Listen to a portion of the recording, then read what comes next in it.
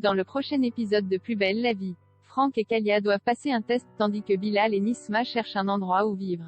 Une nouvelle CPE fait son arrivée au lycée. Attention, les paragraphes qui suivent contiennent des spoilers sur l'épisode de Plus belle la vie diffusé demain soir sur France 3. Karim, rongé par la culpabilité, Bilal et Nisma partent à la recherche d'Ambre, mais ils éprouvent quelques difficultés pour trouver leur chemin. Après plusieurs heures de marche, ils tombent sur Ambre qui les menace avec une arbalète. Bilal lui explique alors la situation et pourquoi ils ont choisi de quitter Marseille. Ils sont juste à la recherche d'une cachette afin de ne pas être séparés par les services sociaux. Elle leur indique alors la direction d'un abri. Alison de son côté reçoit la visite de Blanche, qui vient prendre des nouvelles de Nisma et Bilal. La jeune femme ment et prétend les avoir envoyés chez une amie en Bretagne. Elle demande ensuite à Blanche de la laisser. Une fois la professeure partie, Alison relit le message que Bilal lui a laissé dans lequel il lui explique qu'ils ont décidé avec Nisma de se prendre en charge. Après avoir été mise au courant par Rebelle, Elsa retrouve Karim au Marcy pour en savoir plus sur la disparition d'Abdel. Il lui annonce que la police scientifique a analysé les traces dans la camionnette, et qu'il aurait perdu pas loin de 4 litres de sang. Pour Karim, ça ne fait pas de doute, Abdel est mort, saigné comme un cochon.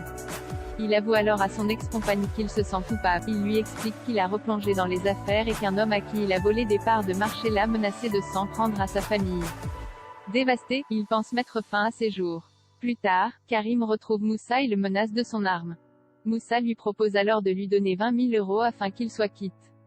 Mais ce n'est pas ce qu'il veut. Karim demande au jeune homme de lui donner des explications, sinon il le tue. Kalia et Franck toujours sur la sellette sur la place du Mistral. Maïnar continue d'espionner Kalia et Franck, qui tentent toujours de le convaincre de la véracité de leurs sentiments.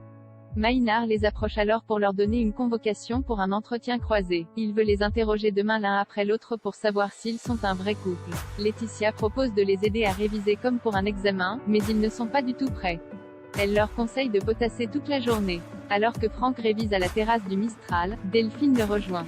Maïnar, qui était en train de le surveiller, remarque que la jeune femme se montre très affectueuse envers le plombier. Delphine lui parle de sa relation avec Valentin et tient à remercier Franck car elle considère que sans lui, elle ne l'aurait pas rencontré. Elle lui confie qu'elle était revenue au Mistral pour renouer avec lui, mais l'annonce de son futur mariage avec Kalia a bouleversé ses plans. Maïnar remarque alors que Delphine tient la main de Franck, un geste qu'il trouve suspect. À la fin de la journée, Laetitia interroge Franck et Kalia, mais ce dernier n'est pas concentré. Il leur explique alors qu'il a du mal à supporter de voir Delphine avec Valentin. Une nouvelle venue au lycée, Blanche et Nathan se plaignent auprès de Claude Rochat de devoir appeler eux-mêmes les parents des élèves absents. Ils dressent ensuite la liste de toutes les tâches qu'ils effectuent et qui ne devraient pas être de leur ressort. Rochat les informe qu'après plusieurs mois de harcèlement auprès du rectorat, il a enfin réussi à obtenir une remplaçante pour le poste de CP. Les deux professeurs sont soulagés d'apprendre qu'elle arrive dès aujourd'hui.